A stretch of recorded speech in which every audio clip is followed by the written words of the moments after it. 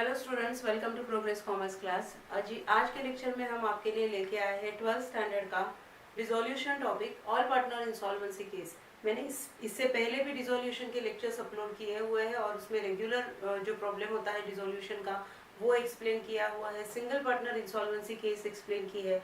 आज के लेक्चर में आपके लिए लेके आ रही हूँ all partner insolvency case. So without wasting time let's solve the problem. देखो, आपके लिए एक प्रॉब्लम मैंने बोर्ड पे लिख के रखा है। Jay, Ajay, Vijay are sharing profits and losses in the ratio of 2:2:1. So mark this, the ratio is 2:2:1. Okay, balance sheet as on 31st March 2018 is given to you.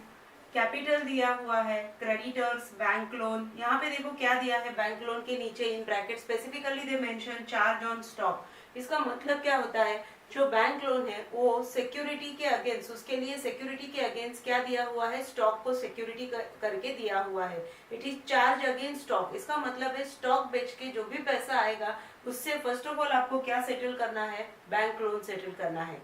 ये in simple उसका meaning है। Fixed assets आपको दी है जैसे regular problem में होती है। एक बात नोट करने जैसे यहाँ पे कि विजय का डेबिट बैलेंस दे रहा है, दिया हुआ है कैपिटल का। विजय का डेबिट बैलेंस है कैपिटल का, ये एक बात आपको नोट करके रखनी है। So see adjustments on the about date the firm was dissolve. ये डेट को 31 मार्च 2018 को फर्म डिसॉल्व हो रही है। Assets realised as under. Asset क्या रियलाइज हो रहे हैं, fixed asset 1,80,000, stock 1,04,000। Realization expenses amounted to rupees 6,000 are there in the problem. So necessary ledger account. तो अभी देखो, ऑल पार्टनर इंसॉल्वेंसी केस में आपको करना क्या होता है, थोड़ा सा डिफरेंट होता है ये प्रॉब्लम। सारे पार्टनर्स क्योंकि इंसॉल्वेंट हो गए हैं, जनरली डिसोल्यूशन में होता क्या है, एसेट हम लोग बेचते हैं, फर्म बंद हो रही है तो एसेट को बेचना जरूरी है। एसेट बेचने के बाद जो पैसा आता है उसे हम यूज करते हैं first of all for settling the outsiders claim. Realisation expenses paid करने के बाद जो भी पैसा अपने पास रहता है उसमें से हम लोग first of all outsider claim settle करते हैं। आउटसाइडर क्लेम का सेटलमेंट होने के बाद जो पैसा बचता है उसको पार्टनर्स आपस में बांट लेते हैं। This is what the simple technique for dissolution. लेकिन ये केस में क्या हुआ है, थोड़ा अलग हुआ है कि सारे पार्टनर इंसॉल्वेंट हुए हैं, मे भी फर्म के पास इनफ मनी ना हो to settle the outsiders claim. तो ये केस में हमें करना क्या होता है, जो भी लायबिलिटीज है यहाँ पे देखो आउटसाइडर लायबिलिटीज, उसे हम रियलाइजेशन अकाउंट में ट्रांसफर नहीं करेंगे जो हम लोग रेगुलर प्रॉब्लम में करते हैं। हम लोग क्या करते हैं, सारी assets except bank balance and fictitious assets, बाकी की सब एसेट्स को हम ट्रांसफर करते हैं रियलाइजेशन के डेबिट में। यहाँ पे भी हम वही करने वाले हैं, लेकिन one thing to note here is what, outsider liabilities जो है creditors and bank loans, all partner insolvency case में उसके हमें सेपरेट लेजर अकाउंट बनाने हैं। तो मैंने आपके लिए यहाँ पे देखो creditors account and bank loan account separately open करके रखा है, जिसके बैलेंसेस हम लोग ये अकाउंट में डालेंगे, उसको हम रियलाइजेशन अकाउंट में ट्रांसफर नहीं करेंगे। So let's start with the problem. First thing आपको क्या करना होता है, डिसोल्यूशन के प्रॉब्लम में एसेट्स को बुक वैल्यू से ट्रांसफर करना है रियलाइजेशन अकाउंट के डेबिट में। So let's transfer the asset on the debit side of realisation account. Realisation account के डेबिट साइड में realisation account debit to sundry assets, यहाँ पे मैं ब्रेकअप देती हूँ।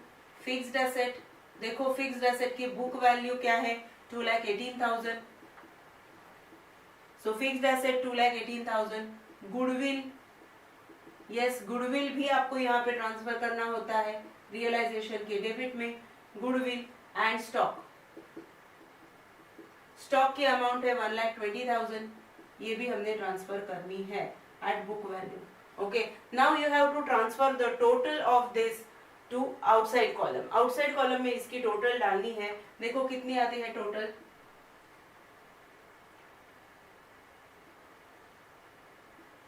Yes, it is 3,98,000. So 3,98,000 आपको आउटर कॉलम में डालना है। ये हो गया फर्स्ट ब्रेकअप। अभी क्या रह गया, देखो यहाँ पे bank balance and capital of Vijay. Vijay का कैपिटल है तो बैंक अकाउंट हमने ओपन करना होता है। यहाँ पे मैंने बैंक अकाउंट ओपन करके रखा है। तो बैंक अकाउंट के डेबिट साइड में आएगा टू बैलेंस ब्रॉट डाउन 2,000।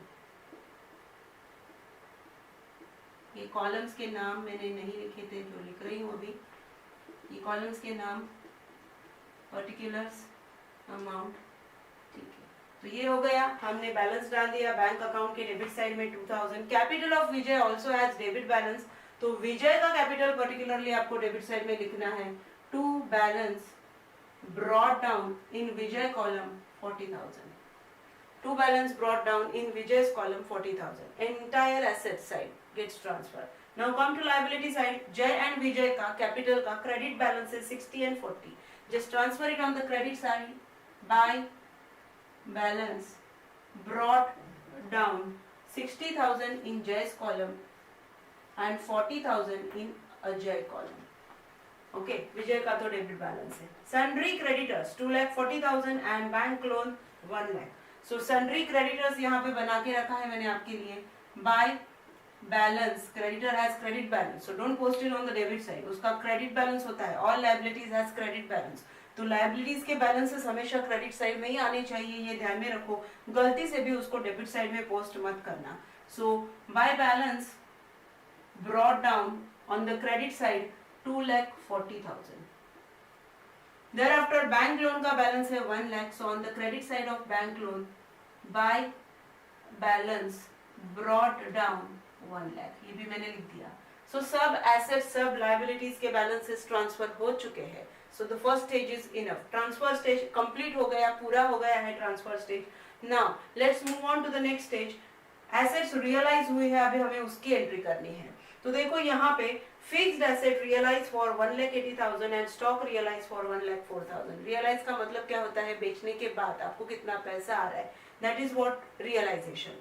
तो 1,80,000 you realized from fixed asset. तो एंट्री क्या बनेगी? Bank account debit to realisation account. Realisation की डेबिट साइड में एसेट्स पड़ी है, उसको अभी हमें रियलाइजेशन के क्रेडिट में उसका इफेक्ट देना है। तो एंट्री बनेगी यहाँ पे बाय बैंक अकाउंट डेबिट, उतना पैसा आ रहा है, so bank account debit to realisation. यहाँ पे देखो 1,80,000 फॉर फिक्स्ड एसेट, सो यहाँ पे मैं ब्रैकेट में लिख रही हूँ फिक्स्ड एसेट्स रियलाइज। ओके, और बैंक अकाउंट के डेबिट साइड में आपको इसका इफेक्ट डालना है। पैसा आ रहा है तो दूसरा इफेक्ट डालना बिल्कुल नहीं भूलना है, डालो भूल जाओगे तो आपका प्रॉब्लम टैली नहीं होने वाला। तो दो इफेक्ट डालना आपको बहुत जरूरी है। सो 1,80,000 बैंक अकाउंट के डेबिट साइड में। Another thing, assets stock realise 1,04,000, again bank account debit to realisation because stock lies on the debit side of the realisation account. Now you have to post it on the opposite side. So by bank account 1,04,000 in bracket stock realize. That's it. And again on the debit side of bank account to realization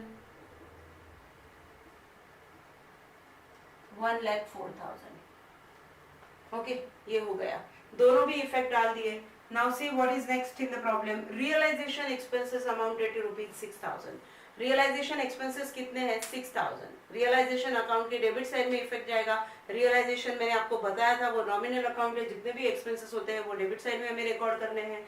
so entry बनेगी इसकी realisation account debit to bank. So realisation के debit side में क्योंकि खर्चा हो रहा है 6,000, मैंने रियलाइजेशन के डेबिट में डाला। यहाँ पे मैं ब्रैकेट में लिखूंगी रियलाइजेशन एक्सपेंसेस पेड। ओके, और पैसा जा रहा है बैंक अकाउंट को क्रेडिट गया है, तो बैंक अकाउंट की क्रेडिट साइड में बाय रियलाइजेशन ये आएगा उसका second effect 6,000। Okay, so we have totally finished all the adjustments finish हो गई। अभी देखेंगे हमें आगे अब क्या करना है। तो देखना है बैंक अकाउंट में आपका पैसा कितना आया हुआ है। बैंक अकाउंट में आपके पास जो डेबिट साइड इंडिकेट करता है वो total money comes in. Okay, credit side में कितना पैसा गया है उसका इफेक्ट है। अभी देखेंगे पहले रियलाइजेशन अकाउंट को पहले क्लोज करो। रियलाइजेशन अकाउंट को क्लोज करो नहीं, उसके पहले हम आउटसाइडर लायबिलिटीज को सेटल करेंगे। यहाँ पे देखो बैंक लोन है, बैंक लोन कितना है? 1 lakh. It was charge, there was charge on stock for bank loan. 1 lakh का स्टॉक, 1 लाख का बैंक लोन है और स्टॉक के अगेंस्ट में उसको चार्ज किया हुआ है। तो स्टॉक बेच के कितना पैसा आया है? यहाँ पे हमें पता चल रहा है कि स्टॉक बेच के 1,04,000 आया। So we are able to settle bank loan from that 1,04,000. 1,04,000 को आपको यूज करना है बैंक लोन सेटल करने के लिए, लेकिन बैंक लोन तो 1 लाख का है, खाली पीली 1,04,000 नहीं देना है, जितना लोन है उतना ही सेटल करो। तो आपको पहले बैंक लोन सेटल करना है। तो देखो बैंक लोन अकाउंट के डेबिट साइड में अभी बैंक लोन को आप सेटल करोगे, उसका क्रेडिट बैलेंस था, आप उसको क्लोज करने जा रहे हो, तो bank loan account debit to bank account ये इफेक्ट जाएगा उसका, और पूरा लोन जो है वो 1 लाख को सेटल हो जाएगा। Out of that 1,04,000, first of all you have to utilise that 1 lakh rupees for settling the bank loan. I am closing the bank loan account because उसका हिसाब फिनिश हुआ है, 1 लाख मैंने सेटल कर दिया। बैंक अकाउंट के क्रेडिट साइड में डालना बिल्कुल नहीं भूलना है आपको। सो बैंक अकाउंट के क्रेडिट साइड में बाय बैंक लोन कितना पैसा आपने दिया बैंक लोन सेटल करने के लिए, वो अमाउंट यहाँ पे आएगी 1 लाख। तो ये 1 लाख आपका गया है बैंक लोन सेटलमेंट में, ठीक है, ये हो गया। अभी क्रेडिटर्स सेटल करने के लिए अपने पास कितना पैसा है, देखो एक बार क्रेडिटर्स सेटल करने के लिए आपके पास कितना पैसा है। Debit side of bank account shows how much, debit side कितना है, देखो टोटल ले लो इसका,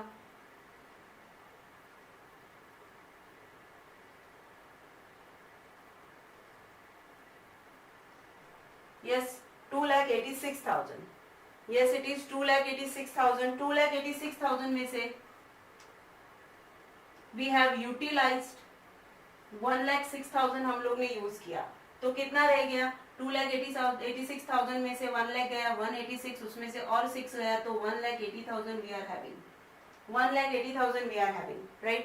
So 1,80,000 और अपने क्रेडिटर्स देखो, क्रेडिटर्स तो ज्यादा है 2,40,000, so we are not having enough money to settle them। उनको सेटल करने के लिए भी अपने पास पैसा नहीं है, तो पार्टनर्स को क्या देंगे। तो ये एक पहली बात हो गई कि आपको क्रेडिटर्स को देने के लिए भी उतना पैसा नहीं है, तो जितना भी पैसा है उतना तो दे दो उनको, तो उतना हम दे देंगे by bank account, sorry by creditors account. Creditors को सेटल करने के लिए जर्नल एंट्री क्या बनेगी, क्रेडिटर्स का क्रेडिट बैलेंस है उसको सेटल कर रहे हैं, so creditors account debit to bank. तो क्रेडिटर्स अकाउंट के डेबिट साइड में ये मैंने उनको दे दिया पैसा टू बैंक अकाउंट, कितना दिया है 1,80,000। Okay, I am not closing creditors account, creditors account में डेफिनेटली डिफरेंस आएगा क्योंकि 2,40,000 के क्रेडिटर्स थे, उनको मिला कितना है 1,80,000, देयर विल बी डिफरेंस। तो उसका क्या करेंगे हम बाद में देखेंगे। अभी हम लोग ने आउटसाइडर लायबिलिटी सेटल कर दी। Close that realisation account, find out profit और लॉस ऑन देयर। यहाँ पे अगर देखोगे तो लॉस ही है, डेबिट साइड को टोटल करना पड़ेगा मुझे, डेबिट साइड की टोटल लेनी है, इस 4,04,000, 4,04,000 में से मुझे ये ऊपर की अमाउंट माइनस करनी है, 4,04,000 में से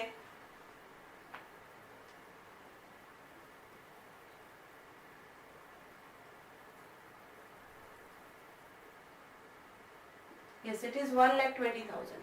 1,20,000 is what the difference, loss, debit side में से क्रेडिट माइनस होके आया है, सो 1,20,000 is what loss। तो ये लॉस आपको बांटना होता है पार्टनर्स में, तो बाय पार्टनर्स कैपिटल अकाउंट, ये कैपिटल अकाउंट हो जाएगा by partners capital account, in which ratio we have to distribute, we have to distribute it in the ratio of 2:2:1। So 2:2:1 में हम इसको बांटेंगे जय, अजय and Vijay में 2:2:1, so that gets distributed as 48,000, 48,000 and 24,000। कैसे निकाला इसको, 48, 48, 24 कैसे निकाला, 2:2:1। what is the total of these all three amounts, 2 + 2 4 + 1 5, 5 आता है इसका टोटल। तो आपको करना क्या है, यहाँ पे करके बताती हूँ, 1,20,000 डिवाइडेड बाय 5 इस तरीके से करना है, मल्टीप्लाइड बाय जो भी आपका आंसर आएगा उसको हर एक के रेशियो से मल्टीप्लाई करो, 2:2:1 से मल्टीप्लाई करो, इसका आंसर आएगा 24,000। सो आपको कैसे निकालना है, 24,000 इंटू 2, 24,000 इंटू 2 एंड 24,000 इंटू 1, ये जाएगा जय, अजय और विजय को। इन शॉर्ट ऐसे निकाला हुआ है वो आंसर। सो 48, 48, 24 इस रेशियो में हमने उसे डिस्ट्रीब्यूट कर दिया, 2:2:1 में लॉस डिस्ट्रीब्यूट हो गया, ठीक है। अभी इसको रियलाइजेशन के क्रेडिट में लिखा है, so but obvious second effect जो है पार्टनर्स कैपिटल के डेबिट में जाएगा टू रियलाइजेशन अकाउंट। तो यहाँ पे मैंने लॉस डाल दिया टू रियलाइजेशन 48,000, 48,000 and 24,000। ठीक है, ये होने के बाद अभी आपको करना क्या होता है, ये सब कुछ हो गया। अभी क्रेडिटर्स को भी क्लोज करो। यहाँ पे ऑल पार्टनर इंसॉल्वेंसी केस में एक एक्स्ट्रा अकाउंट बनता है जो है डेफिशिएंसी अकाउंट। पहले के डिसोल्यूशन के प्रॉब्लम में हम लोग ने देखा कि आपका जो सेटलमेंट होता है वो बैंक अकाउंट में आता है, फाइनली आपका बैंक अकाउंट टैली होता है। लेकिन ऑल पार्टनर इंसॉल्वेंसी केस में आपका डेफिशिएंसी अकाउंट टैली होगा। आपको डेफिशिएंसी अकाउंट में जो कुछ भी बचता है हर एक अकाउंट का, उसको आपको डेफिशिएंसी अकाउंट में डालना है। Finally your deficiency account will gets tally. तो देखते हैं, क्रेडिटर का भी बैलेंस आया है। क्रेडिटर के क्रेडिट साइड में 240 है, डेबिट साइड में 180 है। तो जो साइड ज्यादा है उसकी टोटल हम पहले लेंगे। क्रेडिट की टोटल ले ली मैंने 2,40,000। 2,40,000 में से 180 माइनस करूंगी तो बैलेंस कितना बचेगा, 20 and 40, 60,000। ये रह गया बैलेंस। सो इसको मैं ट्रांसफर करूंगी डेफिशिएंसी अकाउंट में, टू डेफिशिएंसी अकाउंट। क्रेडिटर्स के डेबिट में आया है तो डेफिशिएंसी अकाउंट के क्रेडिट साइड में जाएगा bye sundry creditors. So this is what deficiency on account of creditors. मतलब हमारे पास क्रेडिटर्स को सेटल करने के लिए कितना पैसा कम गिरा, 60,000 कम गिरा हमें, तो वो हम लोग ने डाल दिया डेफिशिएंसी अकाउंट में। ओके, सो क्रेडिटर्स के डेबिट में, डेफिशिएंसी के अकाउंट के क्रेडिट में आया 60,000। अभी देखेंगे पार्टनर्स कैपिटल को क्लोज करके क्या सिचुएशन आता है। जय को देखेंगे तो जय की क्रेडिट साइड है 60 और डेबिट है 48, राइट। तो जय की क्रेडिट साइड ज्यादा है तो मैंने क्रेडिट की टोटल ले ली 60 में से 48,000 माइनस करूंगी तो बैलेंस आएगा यहाँ पे 12,000, जो मुझे डालना है अगेन डेफिशिएंसी अकाउंट में, टू डेफिशिएंसी अकाउंट। तो जय के डेबिट में आया है, डेफिशिएंसी के क्रेडिट में जाएगा। एक अकाउंट के डेबिट में आता है तो दूसरे अकाउंट के क्रेडिट में इफेक्ट डालना है। तो यहाँ पे आएगा बाय जयस कैपिटल। सो बाय जयस कैपिटल 12,000, ये गया यहाँ पे। अभी देखेंगे अजय विजय की सिचुएशन क्या है। अजय की डेबिट साइड है 48,000 और क्रेडिट साइड है 40,000। सो ज्यादा है वही मुझे पहले लेना है। सो मैंने 48,000 ले लिया डेबिट की टोटल, उसको लिख दिया क्रेडिट में 48,000। ओके, 48 में से 40 माइनस करूंगी तो 8,000 यहाँ पे बैलेंस आएगा जय का, जो भी जाएगा डेफिशिएंसी में जाएगा। सो बाय डेफिशिएंसी अकाउंट 8,000। ओके, और विजय का भी देखो डेबिट साइड ही है, डेबिट साइड की टोटल 64,000 और there is nothing on the credit part of the Vijay के क्रेडिट में कुछ है ही नहीं। सो 64,000 बैलेंस कुछ भी नहीं है, तो 64,000 पूरा डेफिशिएंसी विजय का गया। तो दो पार्टनर अजय और विजय के क्रेडिट में गया है डेफिशिएंसी, तो डेफिशिएंसी अकाउंट के डेबिट साइड में आएगा to Ajay's capital, to Ajay's capital 8,000 and to Vijay's capital